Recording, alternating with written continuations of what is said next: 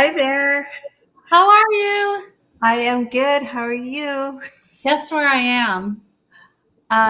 Let's see. You're in the Antarctic, or you are on the moon. No. Okay, let Wow, me get it you're, one more you're, time. you're a stinky remote viewer. You're fired. Where have I heard that before? Way too many times. Way too many times. Way too many times. No, I'm in Texas. So, Texas. What are yeah, you doing in Texas?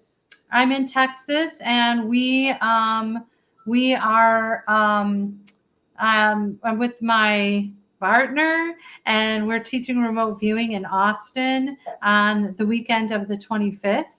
And so we're really excited that the class is filling up nicely. And then we're going to Oklahoma after that. So, and then on from there. So I'll keep you posted on what we're doing, but that's where we are right now. So Are you going to be singing all the music from the soundtrack of Oklahoma? yeah. No. No, that wasn't really my favorite one, Oklahoma. Really? That I think that is my all-time favorite musical. What is yours? Um, I liked I was gonna make a joke and say Kiss Me Kate, but no. Oh my gosh. We were in Kiss Me Kate together in high school. But I like Guys and Dolls. I like Guys and Dolls, yeah. I liked Camelot. mm, Yeah, that yeah, was okay. sort of. Yeah, What about The King and I? That's my second favorite one. yeah, yeah, that's okay. Much. How about modern musicals? Yeah, I was gonna ask what's that one that Mamma Mia. I like Mamma Mia. I never saw that. Yeah, What? believe it. I really need to, huh? I'll try to watch it this week, actually. Yes, that is your homework assignment. I So, like I like that. okay. So, all right. We have to talk. Can we talk here? We have to talk. So, there's this new buzzword going, not a new buzzword, but some buzz going on about the dawn of Aquarius. Do you remember the song from this? Well, Another musical, Jesus Christ Superstar. right, right. Yeah, Yeah, was that in there? This yeah. is the dawning of the age. Oh, right. That's where Oh, it came from, right? I think so. What was the other one? Day by Day? Oh, Hair. It's from Hair. Oh, yeah. Those were around the same time period, right? Oh, yeah, Hair. What was the one? Day by Day. Day by Day. I don't remember. And then Jesus Christ Superstar. Oh, and Happy Passover, everyone. But anyway, just kidding. Um, anyway, but yeah, but seriously, folks, the Aquarius, it's just like, people are starting like a lot of, I hate calling them new age people, but people that are very plugged into consciousness and evolution of us, and kind of looking to kind of break the ceiling of who we are as humans, are kind of looking at this idea, and they're saying that this is a year of Aquarius. And so, do you know anything about this? Well, you mentioned it when we had talked last, and of course, I've been hearing that term forever. It seems like my whole life. And especially I'm a double Aquarius, so my sun and rising are both in Aquarius. So I've always wondered what the connection was. So I looked it up on ChatGPT and I asked it some questions. So the first question I asked are we in the age of Aquarius now? And, it said there was some controversy about when it begins, but there's general consensus that we are entering into it at this point. And there's different, it says the confusion comes partly because zodiacal ages are defined by the slow movement of Earth's axis, and there's no universally agreed upon starting point. But it does talk about some characteristics, which are innovation, technology, and science, spiritual liberation above dogma. We're definitely seeing that right now. Rebellion against outdated systems, and truth seeking, transparency, and breaking with tradition. Now we can look at what does that sound like another time in history when we were experiencing those, maybe during the 60s or so, with Yeah, that those songs came about, right? right, right. But it does sound like we're in that. And I asked ChatGPT because I was like, well, can't you always say at any point in time that we're in the midst of a technological revolution? But it did respond, and it said, well, yeah, but it does seem especially relevant right now. So then the other thing I'll say I asked it was, is everyone going to do well during this time, or will some signs do well? So I compared my sign with having so many signs in Aquarius and yours being Cancer. And basically it said I would fare better than you would, just as far as because you may like more stability and tradition, and be more tied into family and the past. So you might have more anxiety than someone like me, but then someone like me had to be careful to not be cold and unemotional and aloof with all the other people that were basically going to be like freaking out right now. And yeah, I can totally see that, because I was having dinner with my friend yesterday, her family, and they were expressing all this anxiety over like where to live and where they could avoid disasters and everything. And I just basically said to the whole family, you know what?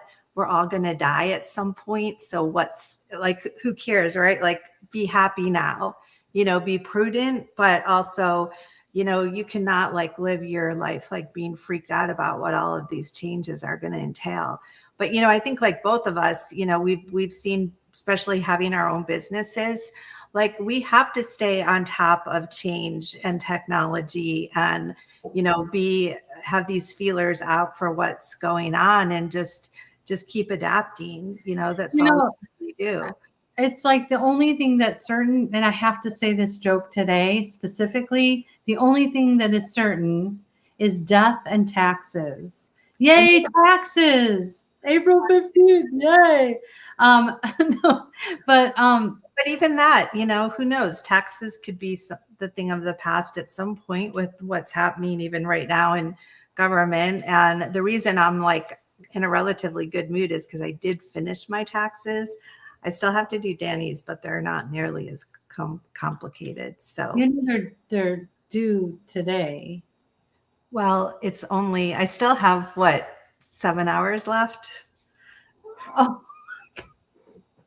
So come on, we got to get done with our show here so I can get started on oh that. my God, you're hilarious. I wanted to, it's like technology. There's this thing I might as well document me saying this, because who knows in the future. But I always have, like, a lot of people will ask me, like, hey, Michelle, they expose remote viewing in the government. Do you still think they're doing something? And my intuition always tells me that what they're doing um, in the government is moving up to a level of adding technology to enhance these kind of psychic abilities or things like that. And I feel like maybe, to me, we talk about AI and stuff like that. That could make people feel anxious. But to me, I'm looking at it in a different way, where if you have enhancements, like I think we talked in the past about the God Helmet by Dr. Persinger, the Muse, which helps you meditate, my Pandora Star, which helps synchronize left brain, the hemisync stuff, and binaural beats and all this stuff.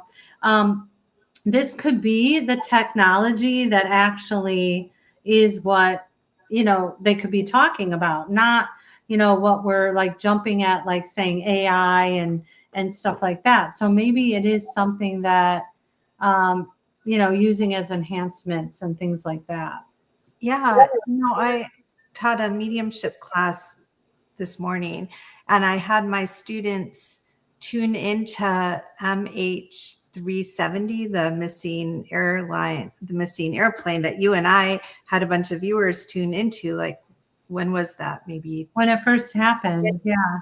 like a long time ago now. But I was watching the documentary yesterday, and so I thought, well, this will be an interesting exercise. I did it myself, and I started to get communications and some input that I hadn't had before. And so I had them do it in class. I had them put everything in the chat window. And when they went off to practice with each other, I just had a window of 20 minutes. And in 20 minutes, I copied all their responses. I put it into the AI search engine, which I like ChatGPT over the other ones.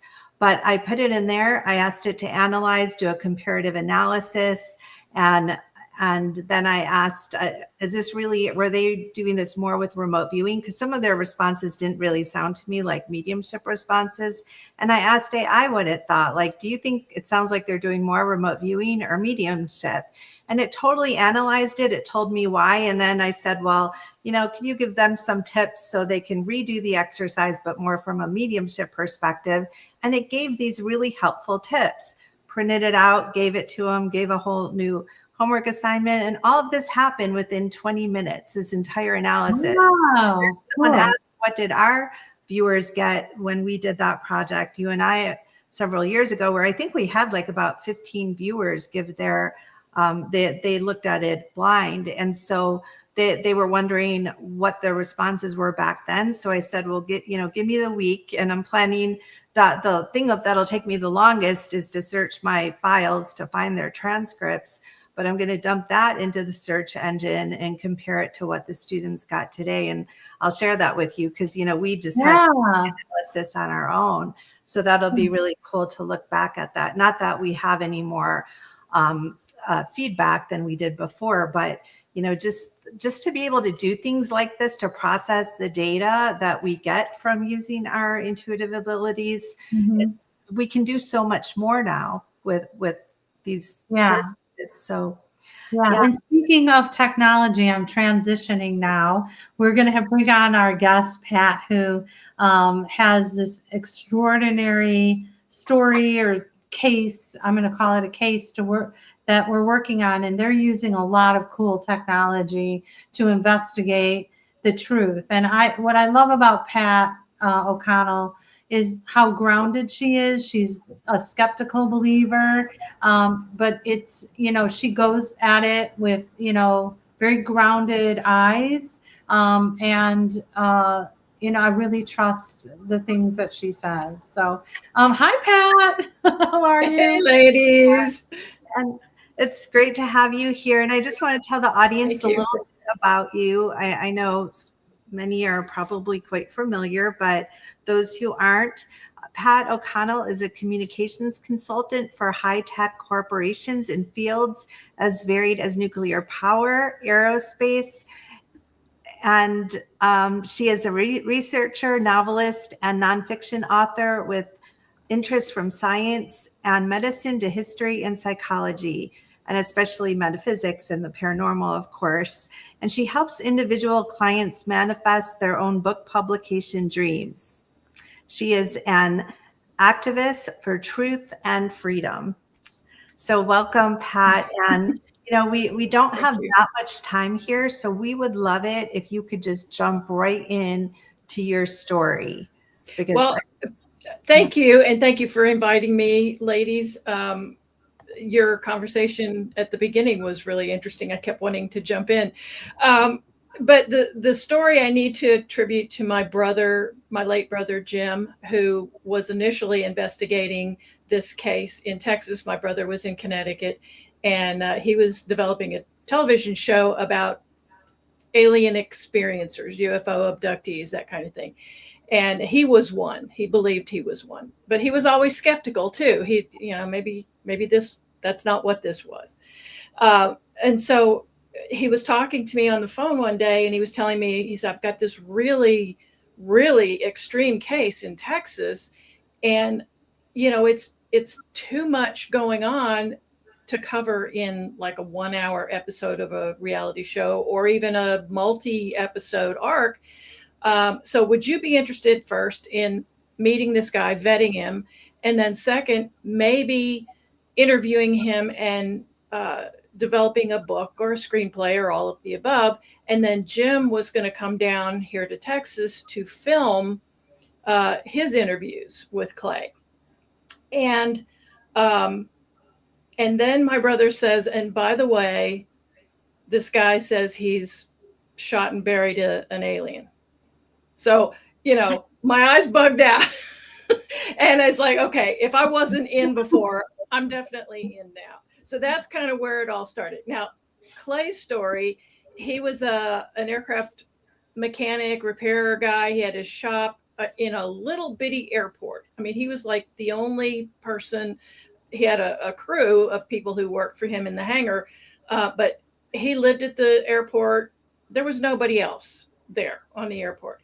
And so for years he had worked there and nothing unusual happened. He went on about his life. And then in 2010, he started having these experiences with, first it was dots of light in the sky that would jump around when he'd shine a laser at him. And then that kind of progressed into actual UFOs showing up and much closer and doing all kinds of things.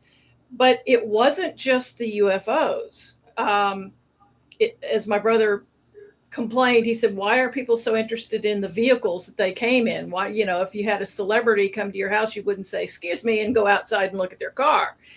And so, he first saw these vehicles, but then weirder things started happening where people's personalities would change as they, like the people who worked for him, when they would come in, they'd clock in at the hangar to work. Personalities would change. Okay, I just got a really weird delay. And then his wife moved into the apartment that he built on the other end of the hangar. So he had the hangar, an office in the middle, and then his apartment on the other end. And so we had aliens showing up.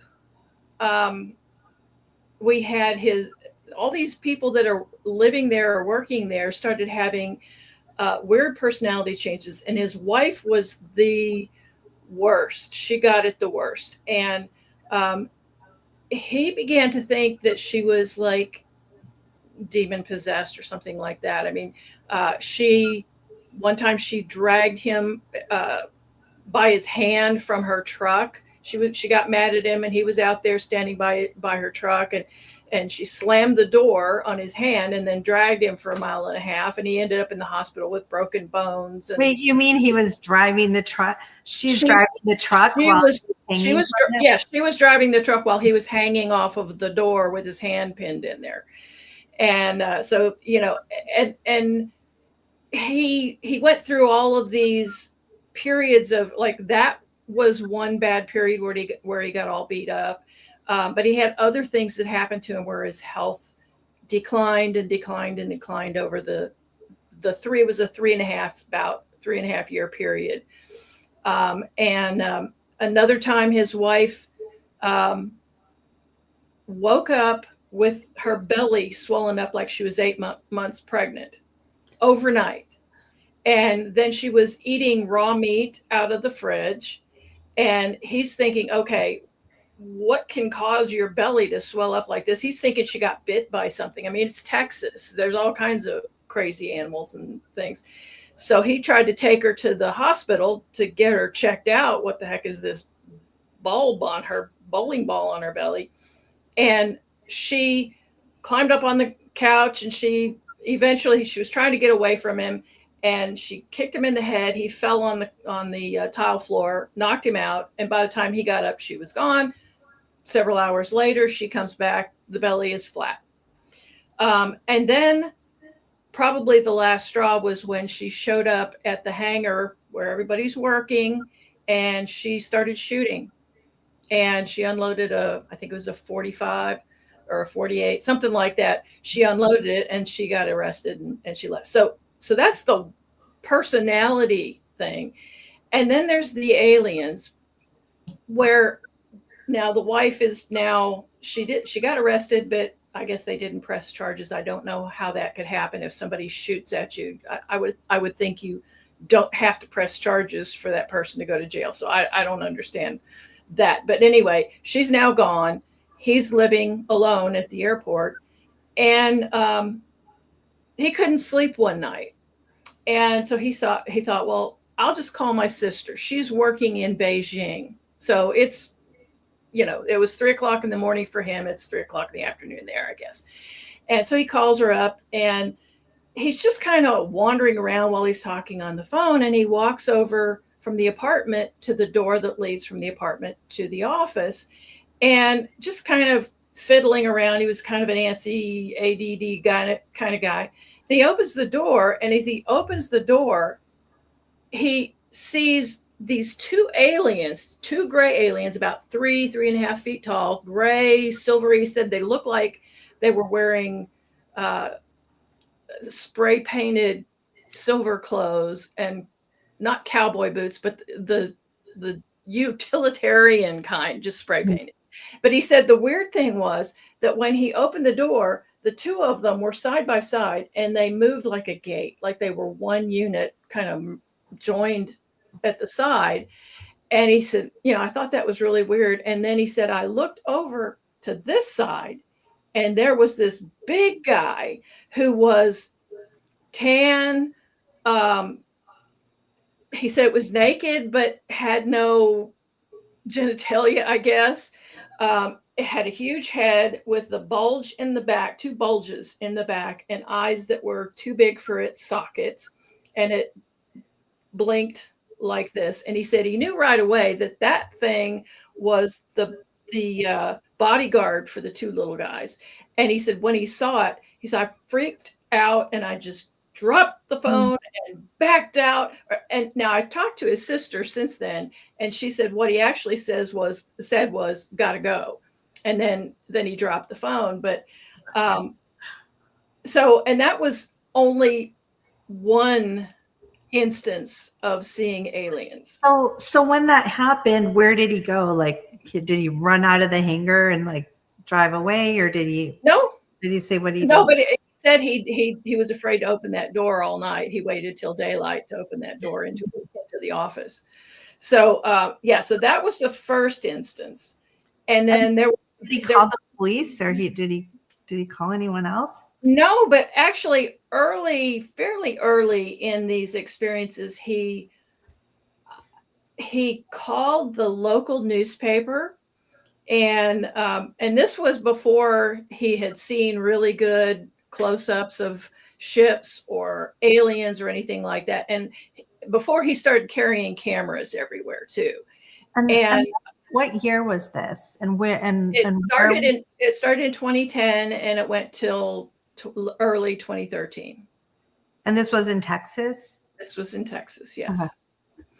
So, and there were other aliens that he had seen, and that kind of leads up to the shot and buried an alien part of this story. And so after that, there were a couple of other instances where they saw a single gray alien in the hangar.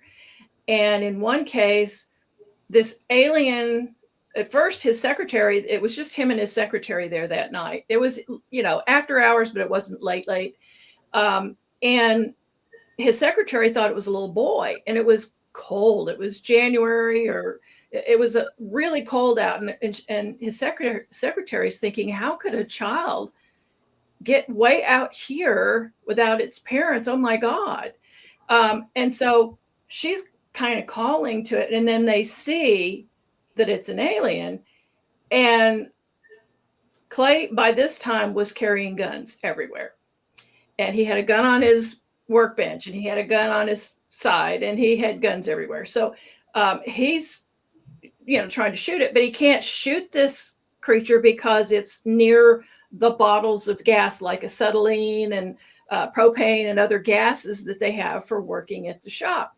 So, that could cause an explosion. So he's trying not to do that. Well, this thing at some point fires up some kind of blue, all I can call it is a laser beam or like an energy beam or something about 4 inches in diameter, and shot it. It shot from this thing's chest all the way through the hangar, cut a hole in everything that it touched all the way through, and then cut a hole in the outside of the hangar. So, I mean, there is a hole through corrugated steel going to the outside from this thing. And so in that case, he ran, and he had actually already told his secretary to get the heck out of here. And he was afraid maybe something had happened to her. Fortunately, she was okay, but she was never really okay after that. Some other weird stuff happened with her. But and can I stop you there? Was there independent verification from her about this story as well, or did you just hear the story from him? Well, I've heard the story from him. I've spoken to one of the guys, one of his friends who saw some of the weird things, who could only vouch for the things that he saw. And I've got other witnesses that we haven't tracked down. I had heard that his ex-wife had a stroke and that she was not expected to live, but one of the guys on our current team, our investigative team, has found evidence that maybe she's still around. So I want to try to get a hold of her. I've spoken to his mom a couple of times, and I need to get out there and interview her on camera. She saw some of the stuff. She saw ships. She saw one of the goofiest things in this story is what I call the runway lights. He swore up and down that the runway lights were pulling up out of the ground. They're mounted in concrete blocks, and he swore that they were moving around and flipping in the air. And so he was telling his mom about this for a long time, and she's thinking, I'm a little worried about you.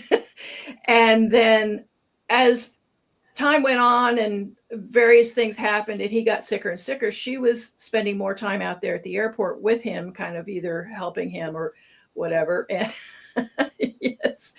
And so she was coming to the airport to check on him one night. And sure enough, she looks off to the right at the airport coming down the road, and the end lights on the runway she said they were doing somersaults in the air. And I've talked to my friends at MUFON, and we're both saying, we know those lights weren't moving. We know those lights didn't pull out of the ground and move. So what could cause the appearance of this? So we're talking about, heat shimmer, and could there be, all kinds of more conventional explanations, because as Michelle said, I am a skeptic. But I'm an open-minded skeptic. Give me good evidence, I'm with you, but I'm not going to just fall for anything. So then how did he end up killing an alien? So, yes. So a little minor question there. These things kind of built up, and he became more and more afraid.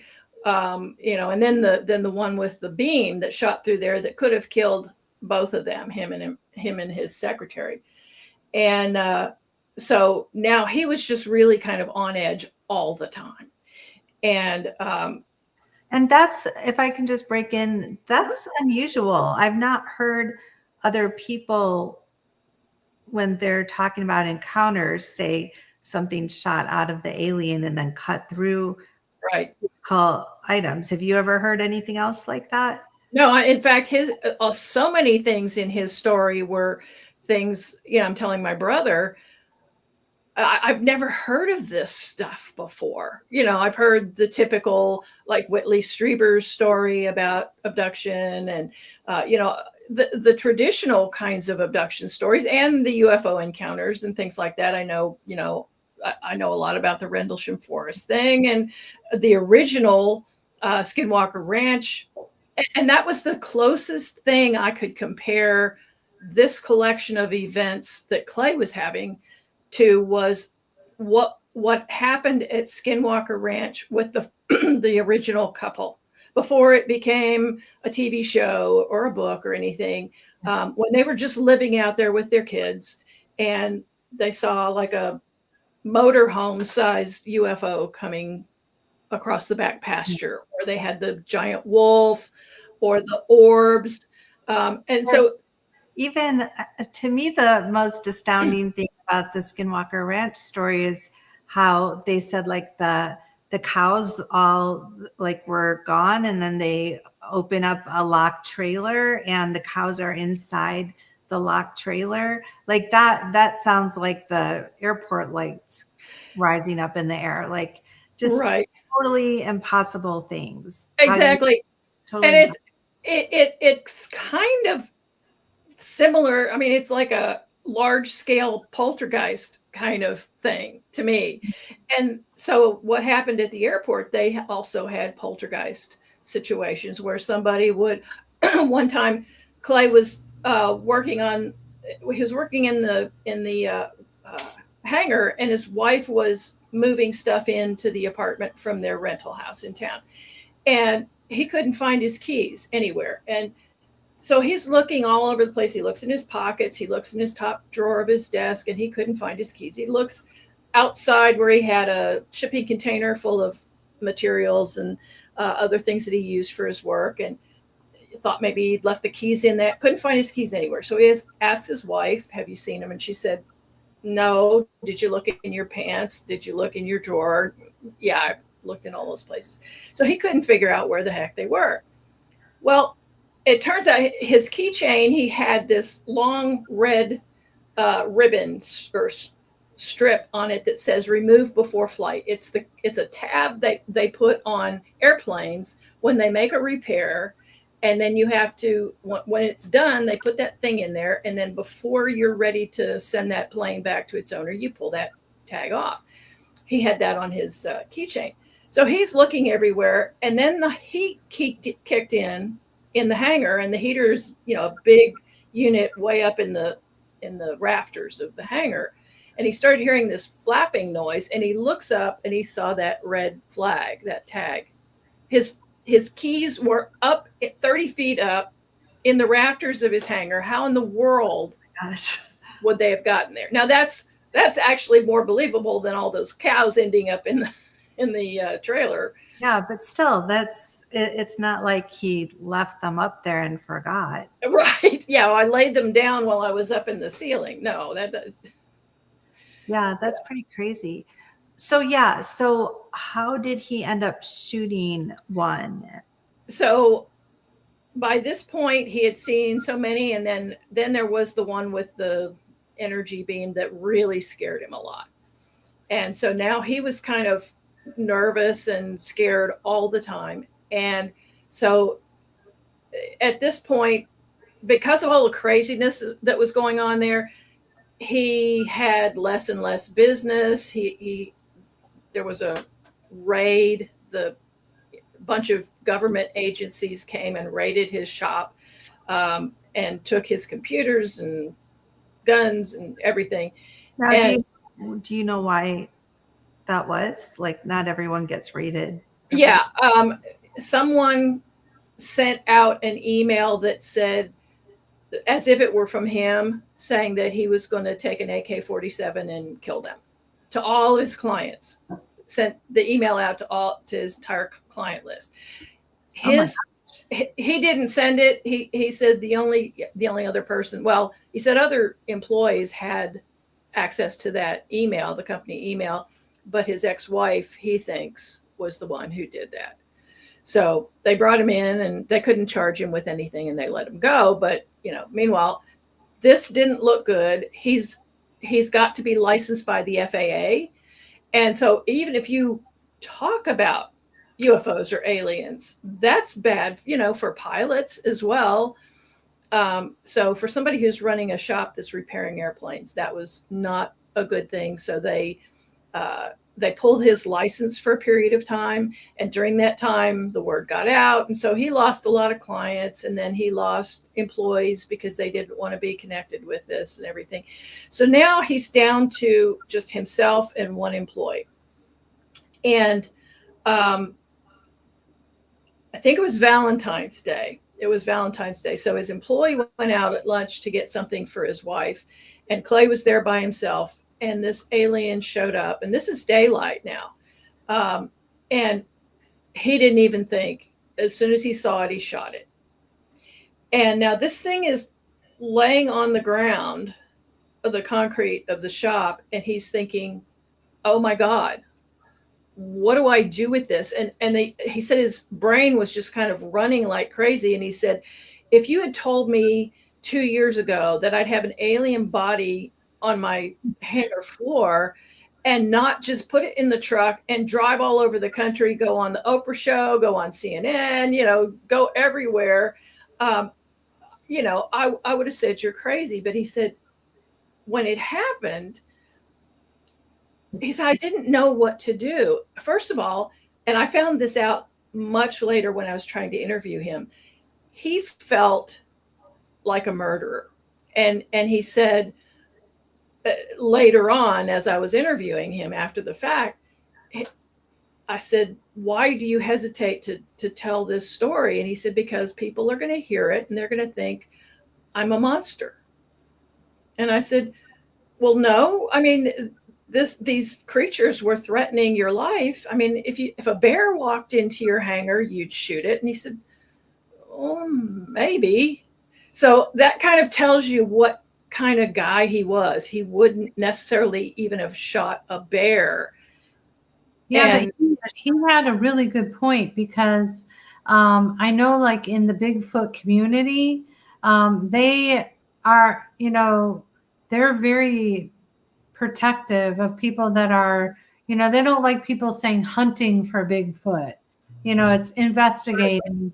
And, also with all the people that were kind of shunning him anyway, like, I can see him having that kind of internal struggle, like, what do I do with this? I can see, and it's really hard for us to judge, what we would be doing in that situation too. Yeah. So, yeah, I get that. Okay, so then what happened next after he shot it? So he needed to buy some time. So he wrapped it up in black plastic bags, and put it in a box, and he took it to his cousin's restaurant. The cousin had a walk-in freezer at the restaurant. So he takes this alien body wrapped up in plastic in a box to his cousin's restaurant and puts it in the freezer. And the cousin says something like, okay, I'll put a label on it that says private stock or something. I don't know. Did he tell his cousin what it was? No, he told him that it was a feral pig, because we have pigs all over Texas.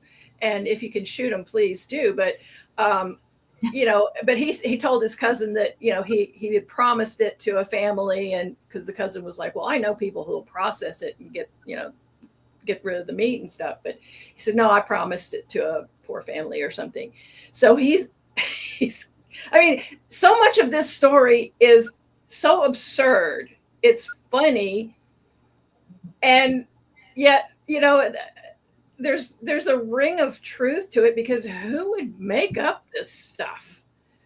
Okay, so it's in the freezer, and then what happens next? Well, so time passed, and the thing is in the freezer, and he eventually decides that he just needs to give it a proper burial. So he buries it.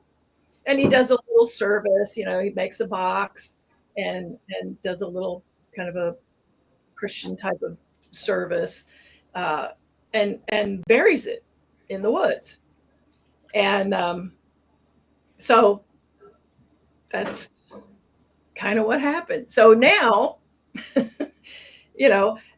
so I told you that he was getting sicker and sicker. Well, my brother was supposed to come down to Texas.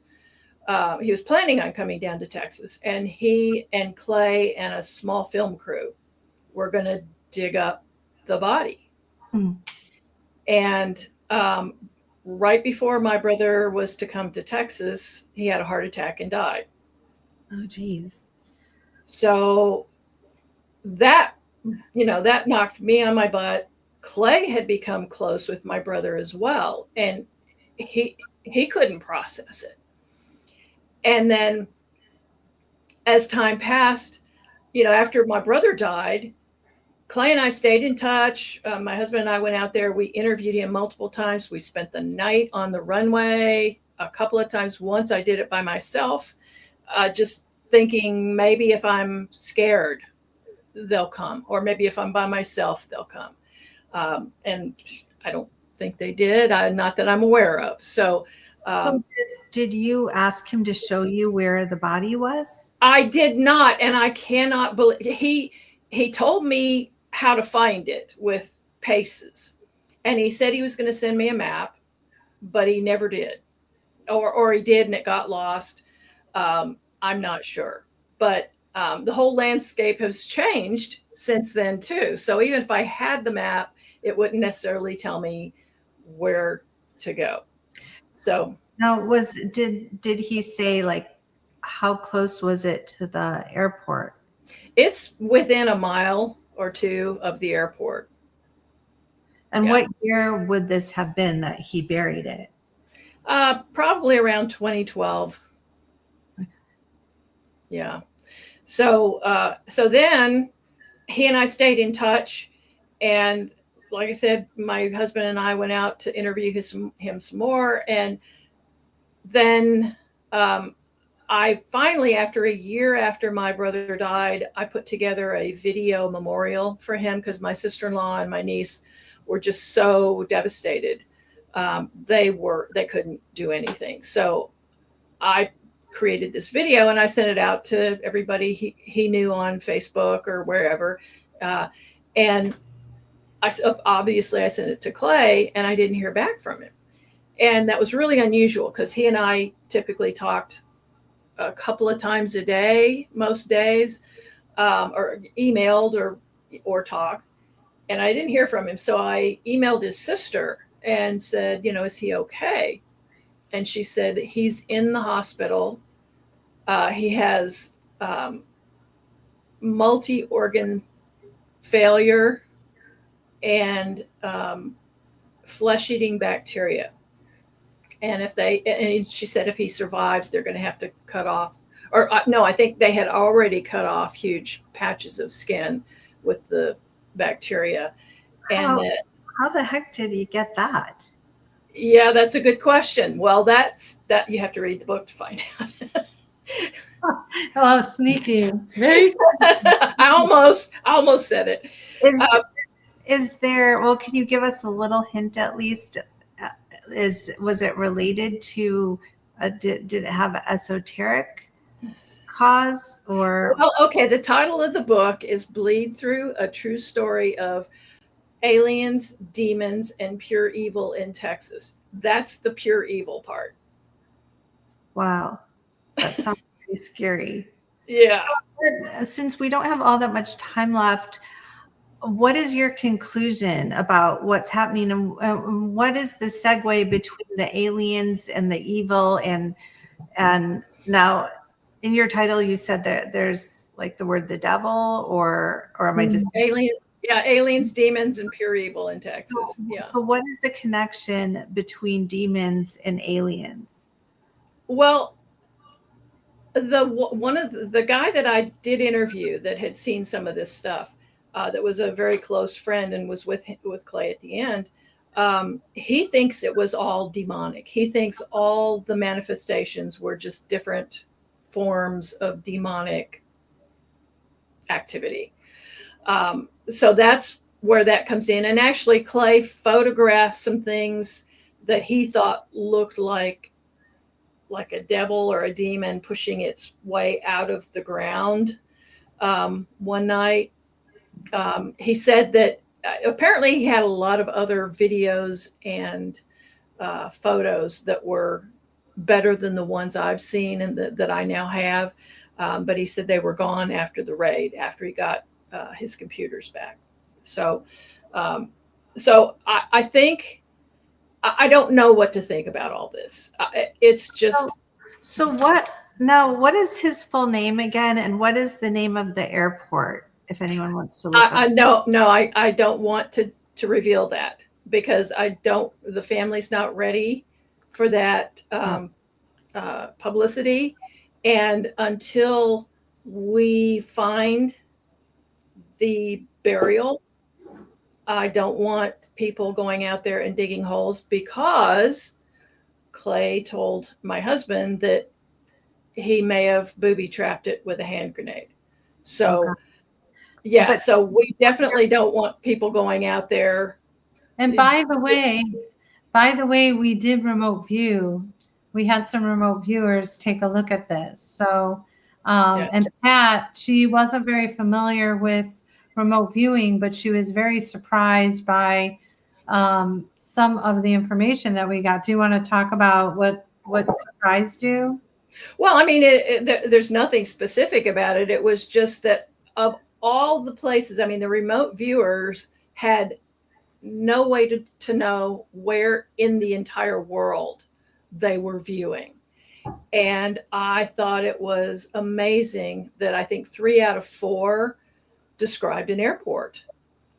And I'm like, I know it's an airport. I know the target was an airport, but they had the entire world to pick from, and that's what they got. So, and did you feel like if someone looked at their transcripts, would they be able to tell which airport it is? Like, was it that detailed, or was it just... No, I don't think so. I mean, there were some topographical things that if you interpreted them right, for me, knowing what is out there, I could say, yes, this pattern that they're saying is a mountain, isn't a mountain, but it does run this direction, and then there is water, there is something flowing over here, and that kind of thing. It wasn't necessarily water, but so the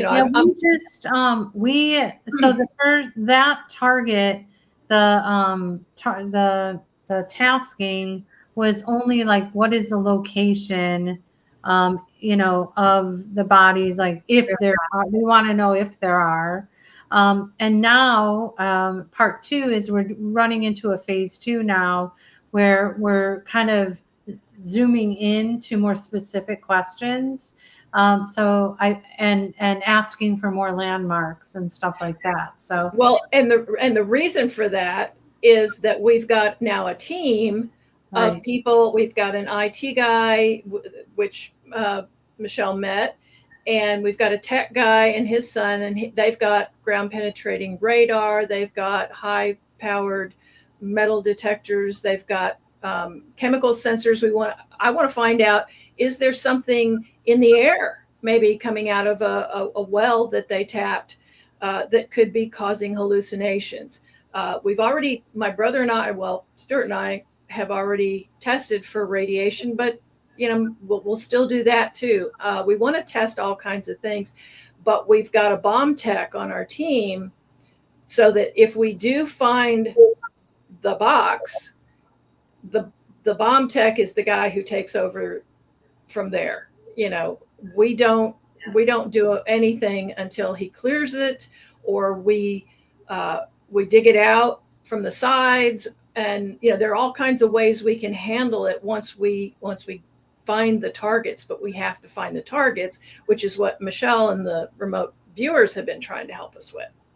Oh, that's really awesome. And Michelle, did the viewers talk about aliens, or did they get any sense of the body, or were they really just focused on the location?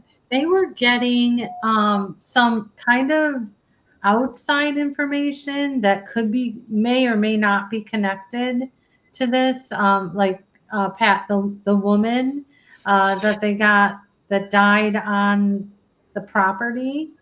So we're not sure how that could possibly be connected. Did somebody come up with like booby traps in their session or something? I don't think so, but there were, I think one person's reading had multiple mentions of things that could be interpreted as alien or paranormal creatures, or they're not normal or something like that. I can't remember. It's been a while, but one of them, and 1 out of 4, when they had no guidance whatsoever, no context, I thought that was amazing as well, that they're describing these non-standard beings, sort of thing. So how confident are you that you'll find the body? I'm confident we'll find the box. Now, will we find a body in it? We've actually got a biophysicist on our team, and he's going to have us, even if it's empty, we will swab the inside. We'll take samples. We'll, bring the box back to him. He'll take it to the university to have it tested. Now, if there's something in it, what might that be? Would it be bones? What if this creature wasn't alive? What if it was some kind of robot? Or what if, we've had all these what ifs. What if the aliens came and beamed it up? And, or what if it was human and he was hallucinating and he actually shot a real person? Well, and that's one of the things that we've talked about. Or could it be a feral pig, and that's what he put in the box, and that's about the right size for the alien that he was describing. I don't know. But, at the end of the book, I go through, there's one chapter where I go through kind of, devil's advocate with myself back and forth. Well, what was he hallucinating? Well, maybe, but other people saw the same thing. Was he making up stories? Yes, he was, but he didn't want publicity. So why? And so I keep arguing with myself. I pose these questions, then I'd answer them. And when I came out of it, it's like, I can't explain why he would have lied or made this up, or how this could have been a misinterpretation. I'm sure he misinterpreted a lot of things. And you had, that does tend to be what happens in a lot of cases, is there really is something going on, but then sometimes people will interpret everything within that context. Yes. But, every light in the sky is a UFO, and everything is related, and they have a really hard time separating that. It's not all part of the same thing. And I mentioned that at lunch with Michelle this weekend, that, it happened to my brother. And my theory is that when you open up your mind, when you have an extraordinary experience, it opens up your mind. And so now your mind says, okay, something I thought was impossible is real. I saw it with my own eyes. There's no misinterpreting this thing. And so then you tend to think, well, everything that you thought was impossible might be possible. That's, I think there were a lot of things that he misinterpreted, and we went through that. We went through the debunking part of it. Because I said, when we tell your story, I want people to believe you. And so we need to debunk the things that they're going to debunk easily. And would you say overall that when you would talk to him, he seemed pretty rational, or did you find that there were, you did have some reason to believe that he was not always that discerning? Well, okay. So I told you his health went downhill. He was on a lot of drugs during the period that he was going through all this. And he admits that.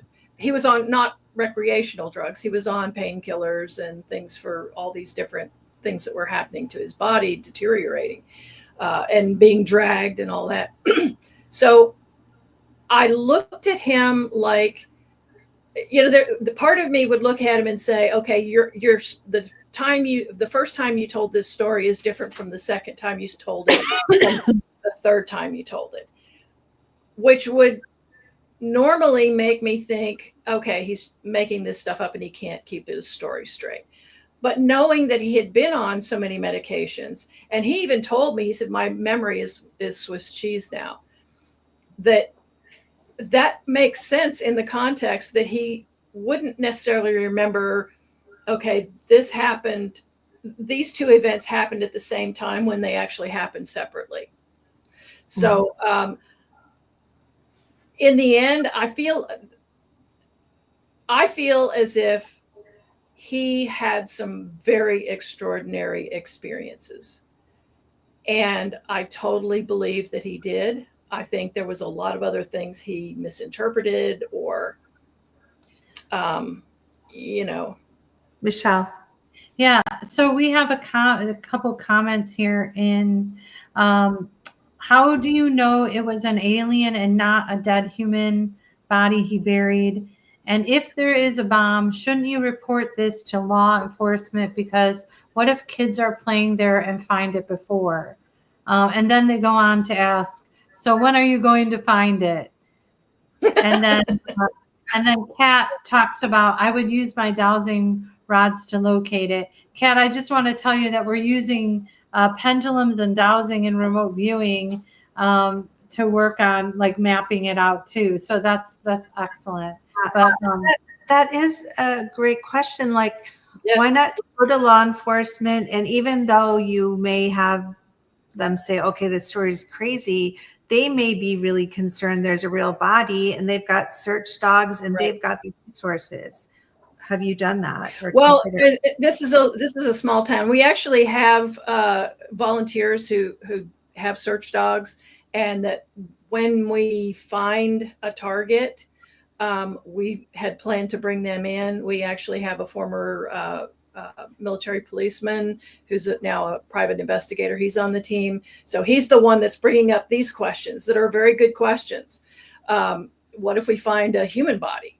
And the other thing with the bomb, it would be a hand grenade. And our bomb tech says that after all this time, it would be probably, first of all, he says it would not be full strength. It would have to be probably something that somebody took a display grenade and packed it with powder or something, and that it wouldn't be full strength. Second, he says after all this time underground, it would be corroded and either would have gone off already or it won't go off because it's all fused. So, but just out of an abundance of caution, obviously we're going to use the bomb tech to make sure that, once we find the target, he calls the shots. Now, you've already been out there checking once before, right? Oh, several times now. Okay. How close do you live to the area? Oh, it's 4 or 5 hours. Well, that makes me feel really good to know you have assembled such a qualified team of experts. It sounds like you've got your bases covered. You're continuing to try to find this, and you're going the route of having qualified scientists, investigators, and then you're also going the route of remote viewers, right? Doctors. I'm kind of inclined, Michelle, if your viewers do another session, I would love to try to do a session to help pinpoint. Oh, that would be great. If you, I would be blind now to the details, but this is a good example of a great task for remote viewers, where even if they know the backstory, just purely what is going to help people find this box or the body. And we need to know, as Michelle and I were talking this weekend, we need to know what are the landmarks now, because the landscape has changed since the body was buried significantly.